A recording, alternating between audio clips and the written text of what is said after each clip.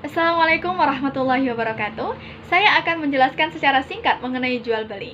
Seperti biasa, kita awali dari definisinya terlebih dahulu. Jual beli secara bahasa berasal dari kata al-bay'u, al-tijaro, dan al-mubadalah. Sedangkan secara istilah menurut Al-Imam An-Nawawi di dalam kitab Al-Majmu' Syarah Al-Muhadzab menyebutkan bahwasanya jual beli adalah tukar menukar harta dengan harta secara kepemilikan.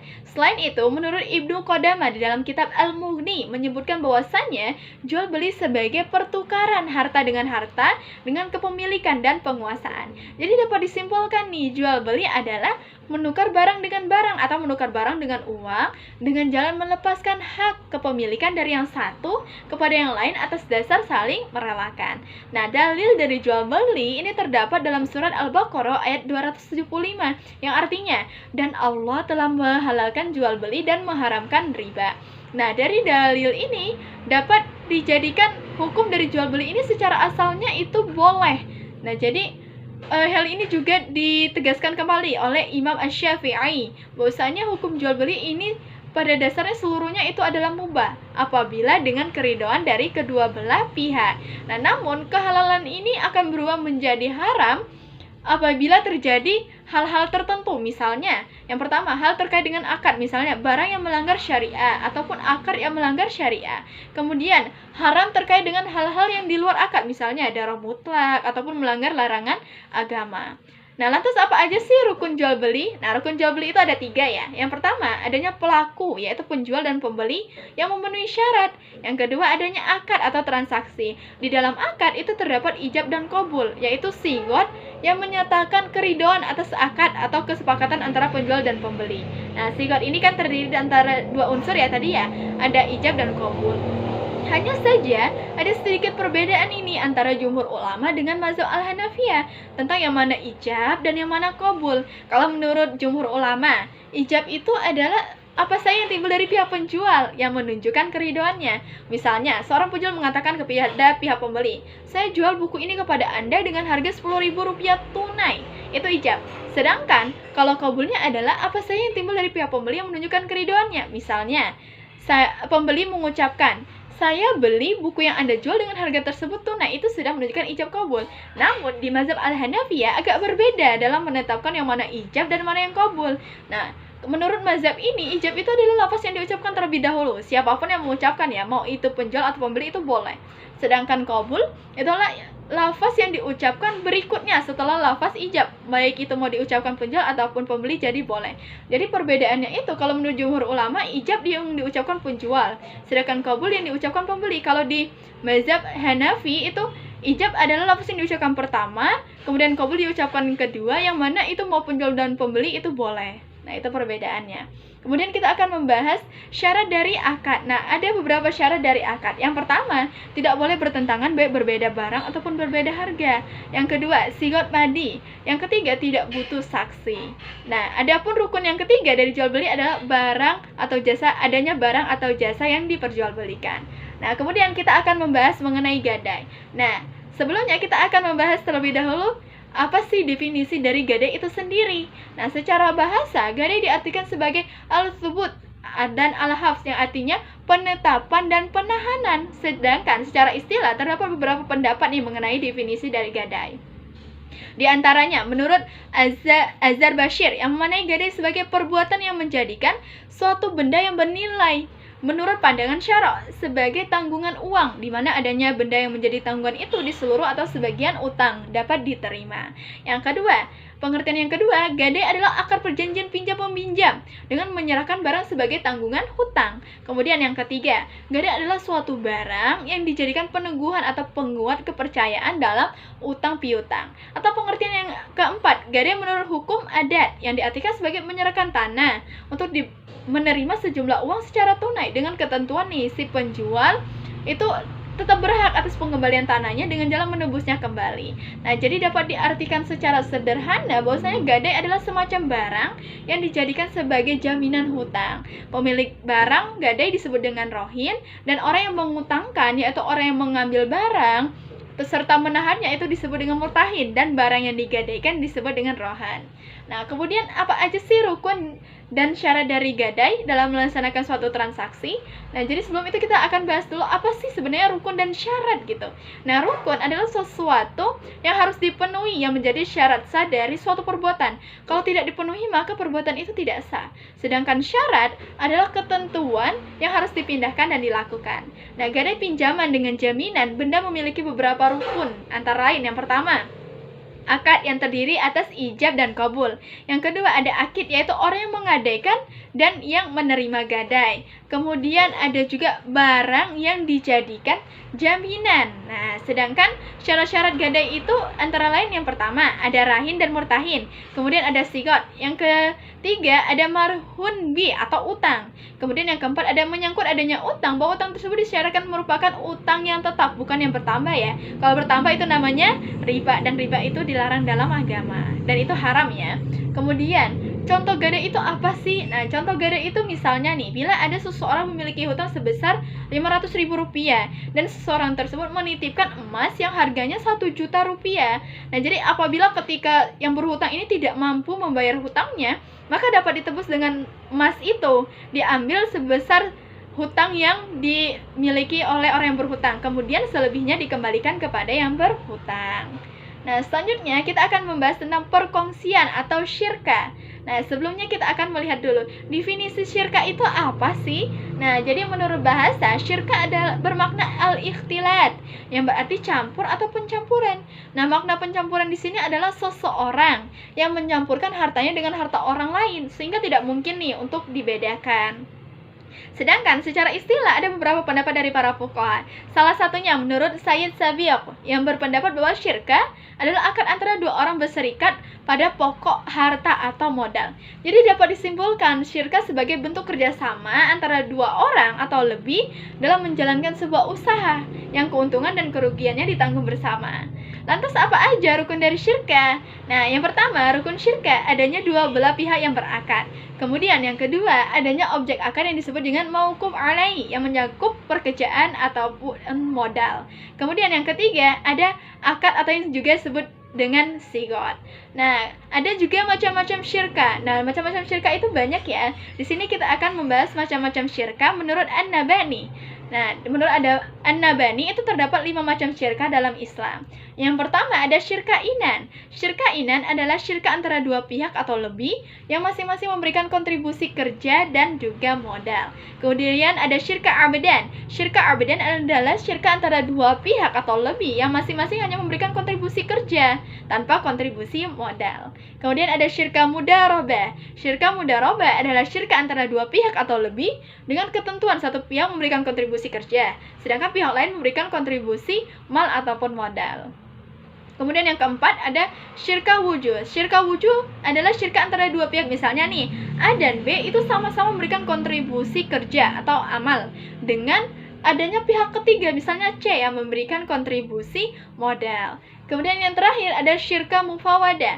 Syirka mufawadah adalah syirka antara dua pihak atau lebih yang menggabungkan semua jenis syirka yang telah disebutkan tadi. Misalnya ada syirka inan, abadan, mudarabah ataupun wujud, itu digabungkan jadi satu.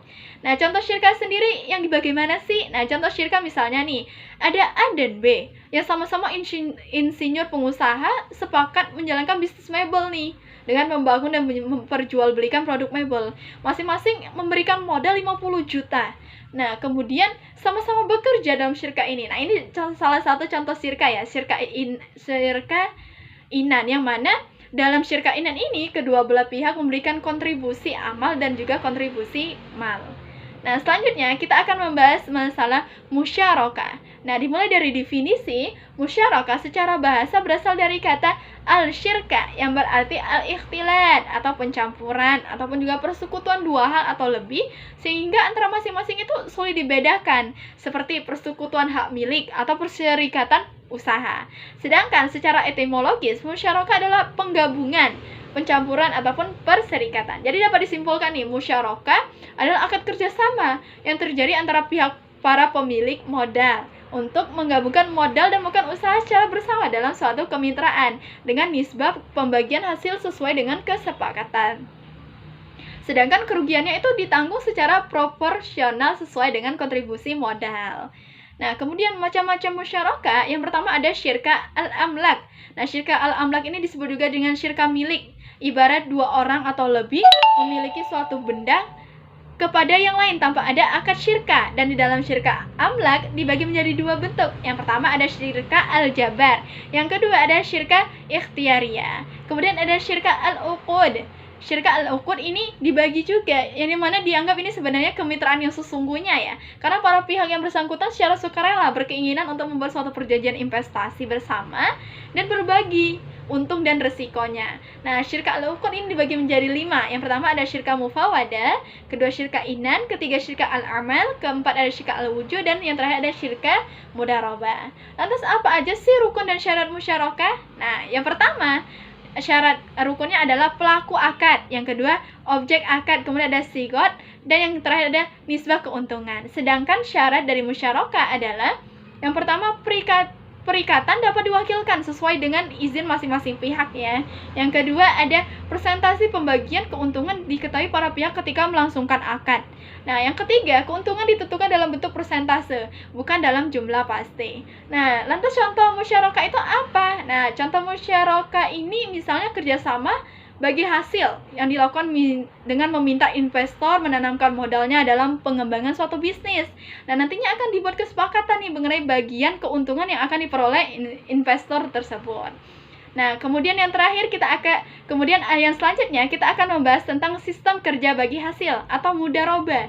Mudarabah memiliki dua istilah, yaitu yang pertama al-mudarabah dan yang kedua al-qirat, sesuai dengan penggunaannya di kalangan kaum muslimin.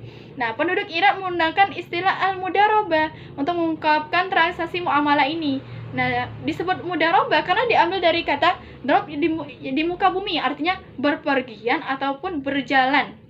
Selain itu, disebut juga dengan kirot yang berasal dari kata al-qardu yang berarti al-qad'u, yang artinya sepotong, karena pemilik mengambil sebagian nih dari hartanya untuk diperdagangkan dan ia berhak mendapatkan sebagian dari keuntungannya. Sedangkan menurut istilah banyak pendapat yang dikemukakan nih oleh para imam mazhab. Salah satunya menurut Imam Asy-Syafi'i, mudarabah adalah akad yang menentukan seseorang menyerahkan hartanya kepada yang lain untuk ditijarakan.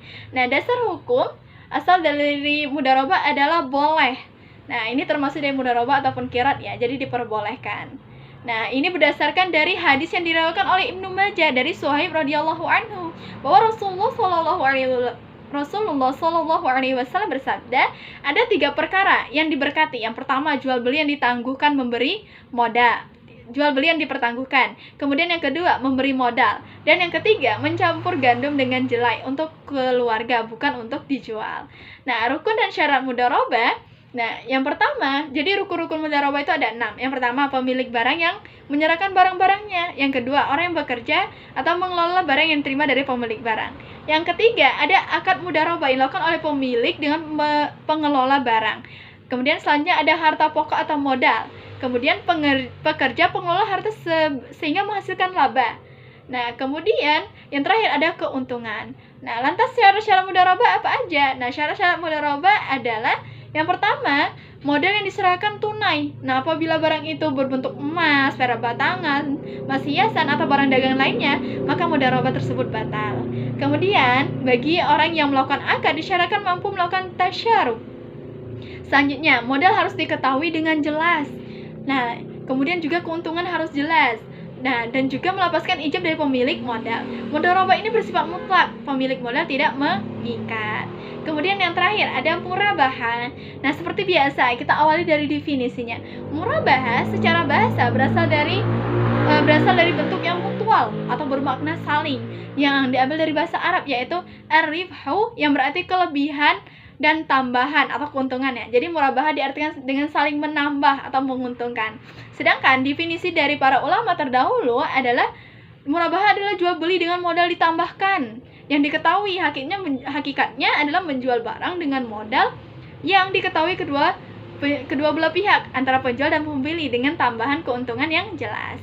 Nah, syarat dan rukun murabahah sendiri, yang pertama dari rukun. Rukunnya itu yang pertama ada penjual, kemudian pembeli, kemudian ada barang, kemudian juga ada harganya. Sedangkan syarat dari murabahah adalah penjual memberitahu biaya modal kepada nasabah. Yang kedua, kontrak pertama harus sah sesuai dengan rukun yang ditetapkan. Yang ketiga, kontrak harus bebas dari riba karena riba itu haram. Kemudian, penjual harus menjelaskan kepada pembeli jadi cacat atas barang sesudah pembelian. Kemudian juga ada penjual harus menyampaikan semua hal yang berkaitan dengan pembelian tersebut. Nah, lantas apa sih contoh dari murabaha? Nah, contoh dari murabaha misalnya, Siti adalah seorang pengusaha yang ingin membeli rumah dari Pak Amin. Nah, jadi Pak Amin itu pemilik rumah ya. Nah, Pak Amin ini menerangkan bahwasanya beliau membeli rumah itu 300 juta di awalnya dan akan menjual sebesar 500 juta sehingga dia mendapatkan keuntungan 200 juta. Namun, Siti ingin melakukan penawaran agar keuntungan yang dimiliki Pak Amin itu hanya sebesar 150 juta saja sehingga harga jualnya 450 juta. Nah, Pak Amin menerima penawaran tersebut sehingga mereka berdua pun sepakat dengan harga murabaha rumah tersebut adalah 450 juta dengan angsuran 7.500.000 per bulan. Seperti itu penjelasan dari saya, penjelasan singkat dari jual beli. Wassalamualaikum warahmatullahi wabarakatuh.